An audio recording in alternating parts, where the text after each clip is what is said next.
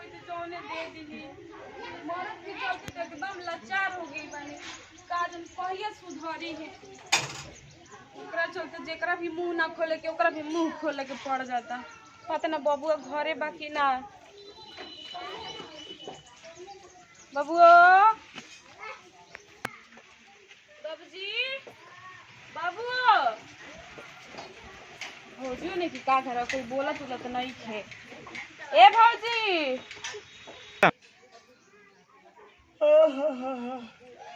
खाना पानी भी ना बनल।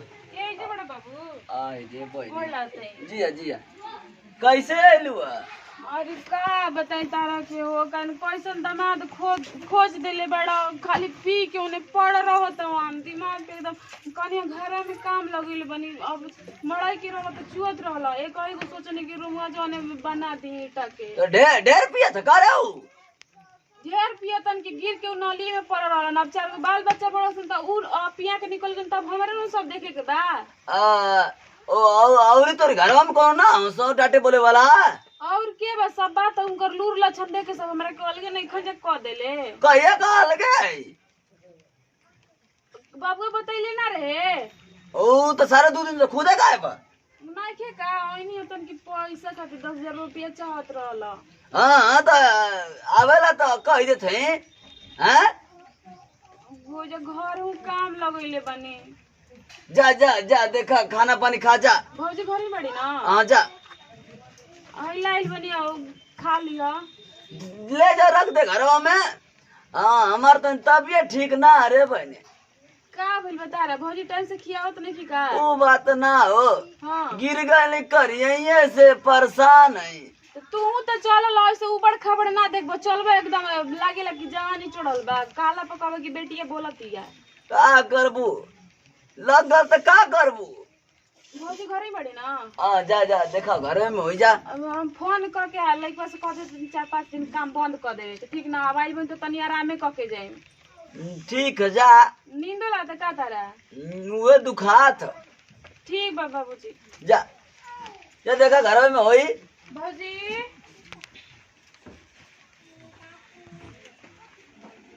बाबी कहाँ रह रहे 2 दिन से? दुआरी पर बैठल बाबा तो कहाँ रह 2 दिन से? चल गुरनिया बाबूजी एगो लइका एक्सीडेंट कर गुरे जनला गिर गुरे कुल गोड़ हाथ ओकर सब छिला उला गुल बा। तो यही तरह सार चल गेला बहुत इमरजेंसी रहे बाबूजी यही से ओकरा हमरा के ले जाए के औ औ लड़की आई लिया। अच्छा तो हम जा तनी भेंट कर ले तनी। हाँ जो जो बैठ कर जो तबे तो ठीक बा ना तहारे करिए ये दुखा सार कहने की दुख रख दवाई ले ले या। अच्छा तो आज हम लेके आजिम बाबूजी। सार तो रोज तक काहे लेके आज लेके आई? ना ना किसिया मत बाबूजी आज हम लेके आजिम तारक दवाई बैठो।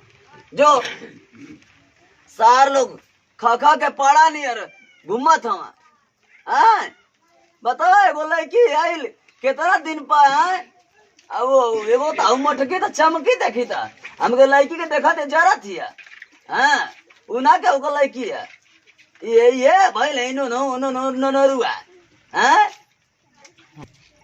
हेलो हाँ मम्मी नमस्ते। हाँ एगो ये हमार ननद भी है ना वो क्या कहते 10 दिन पे ही आती है और क्या कहते पैसा ठगते रहती है। तो मैं कहाँ से तुम्हें दूँ? हमेशा तुम भी मांगती हो वो भी आती है 10 दिन के बाद फिर मेरे आदमी से मांगते रहती है पैसा। मेरा आदमी क्या करोड़पति है? हेलो नमस्ते मम्मी। हाँ कहाँ से हम तो के पैसा दी बता? एगो हमर ननद भी आती है और क्या कहते हैं कहती है कि भाभी पैसा दो ना और तुम भी उससे पैसे मांग रही हो। कहाँ से दूंगी मैं दोनों को? मेरे पास पैसे नहीं है ठीक है इतना मेरा क्या कहते हैं आदमी करोड़पति नहीं है कि जो तुम दोनों को देखो और मुझे छोड़ दे। हाँ ठीक है मेरे पास पैसा नहीं है मेरे से पैसा नहीं मांगेगा ठीक है। अरे बाप रे का हो भौजी ठीक बाड़ू ना? हाँ ठीक है बैठो। कट ये गोड़ लग का हो भौजी ठीक बाड़ू ना? हाँ ठीक बाड़ी नमस्ते। ई त का करले हमरा बुझाइले नहीं करले कौन ये बाबू अभी तक की फोन ना कोइलू हा कहीं नहीं है फोन और बाहरे होई कौन हूँ आई तो बाबू तनी पैसा चाहत रहलो घर बाबू भी फोन ना कोइलू कहाँ बा? वो कहीं बाहर होंगे।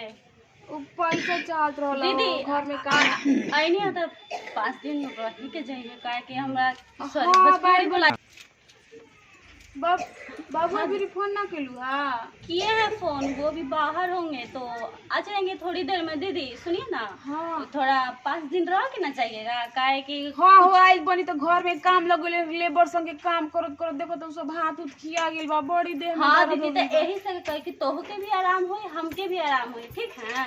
और क्या कहते मेरे पैर में ना थोड़ा दर्द हो गया है, वहाँ गिर गए थे ना। अच्छा छटा के गिर गिरो। हाँ तो चलें थोड़ा हमारा साथ कपड़ा मिल के धोबा दें।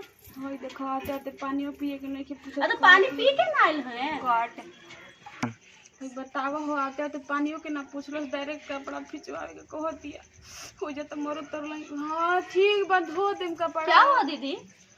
कुछ ना हो असही तनी दर्द बुखार नहीं तो बैठे चलिए ना तनका हमके मेहनत मतलब कि कुछ बोलेला मदद करा दी ना। तनी पानिया उनिया ना पी ली बड़ी प्यास लागो रहे। चलो थोड़ा पानिया पी के आईनी हां। एक्शन।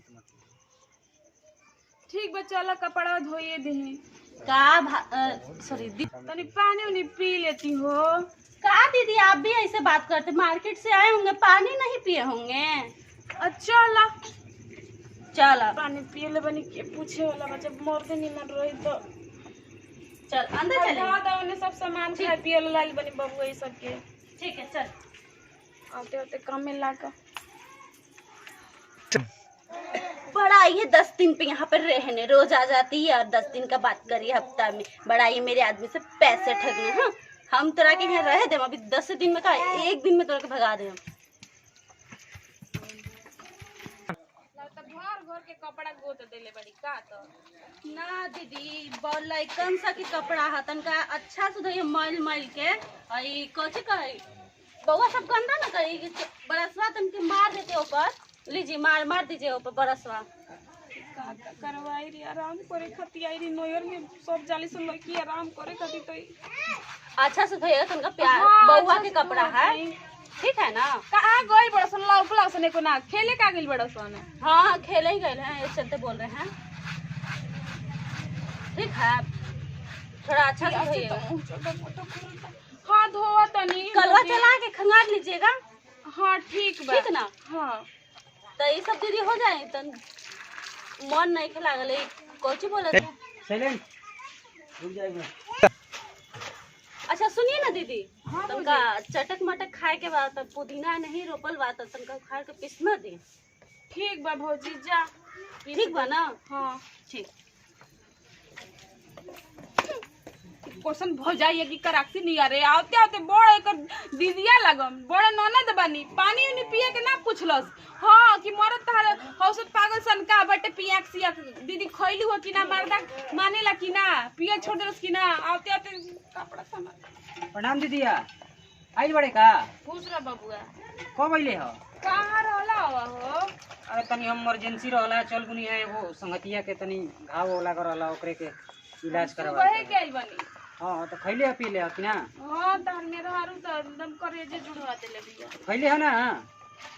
का आते आते कपड़ा तो दे देली फीचे के का तो उनकर बिछिल के गोड़ एथी भइल बटे मुरकल बटे। अरे चल छोड़ इस सब बाद में होई छोड़ दे चल चल पहले पानी उनी ठीक पी। बा चल हम आवो तनी कपड़ा अरे धो छोड़ ना दे पहले बाद में ओकरा करिए। चल पहले पानी उनी पी लो ओकरा बाद कुछ काम हो। चल बाद में गाड़ देम हो मुझे घर में चल, काम हाथ धो। लगोइले बनी कुल छोड़ दे हम चला ले तनी कलवा। चल ठीक बा छोड़ दे जल्दी आओ। ठीक बा चल आओ तनी पुदीना का भरले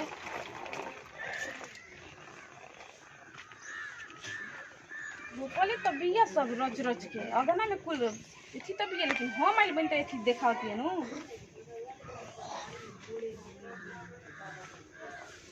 कट ए देखो कहाँ बाड़ू तनी खाना वाना लेबो तो दिमाग खराब हो गया भूख लागल बस में कष्ट। अरे कहाँ बड़े दिमाग खराब हो गई बटुए इन्हें होने जात कहीं ना जाए। अरे केने बड़े रे आ रहे हैं ना चिल्ला क्यों रहे हैं? भूख क्या लागल हुआ बा है? यार कस के भूख लागल बा। बोलिए क्या हुआ है? दिन भर घर ही पर रहलू तो का करे, काम नहीं है तो सुतल रहते हैं। बोलिए। दिन भर तू सुतर रह। अब देखनी है कि दीदिया कपड़ा खींचती है, वो कहे खातिर तो का करे बताइए, आती है आपसे पैसा मांगने के लिए। हम ये सब नाटक कर रखे हैं कि मेरे पैर में चोट लग गया है, ये हो गया है। धन बाड़ू तू हूँ। तो धन में कोची बाड़े, वो हमर धन ले जाई। अरे यार तका हो तो तारा घर के मेहमान न बिया। मेहमान हो के चाहे कुछ हो, हम नहीं जानते हैं, हम कुछ इस मामले में नहीं चाहते। बताओ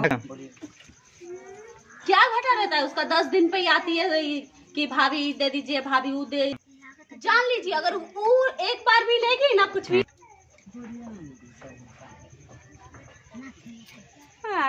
बोला हो। बताओ बड़ बिया तोरा से अब आवती है तू ओकरा कपड़ा धराए तड़े पीछे के तो क्या करे, धराए नहीं धोने के लिए तो नाटक कर रखे सब धोने के लिए।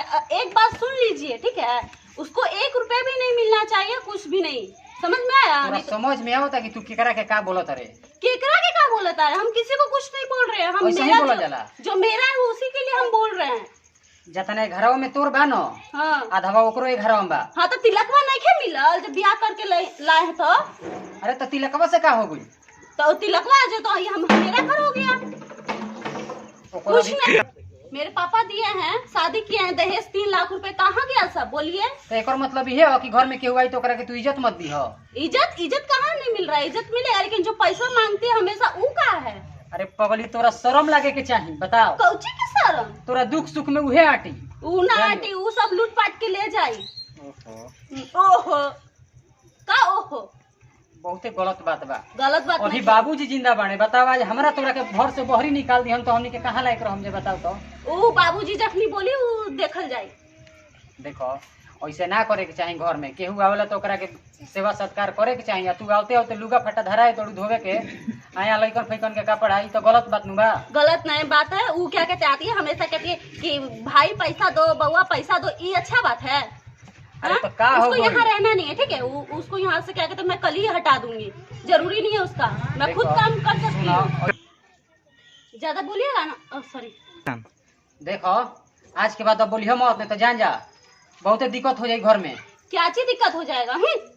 आज कल से आप हमसे नहीं बोलिएगा, नहीं तो आपको भी खाना उना नहीं मिलेगा।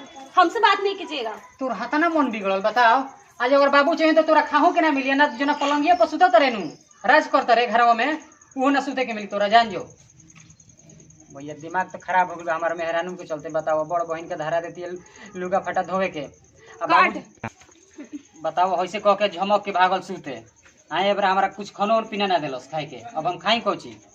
चल ठीक बात जोन ते करत रहे तो ठीक है बजा तनी हम कहीं खा ले होटल होटल में। का करो ये नु करब तोर लूट ढाचा ये कुल चलता ही बा। क दिना चली हम देखत नहीं।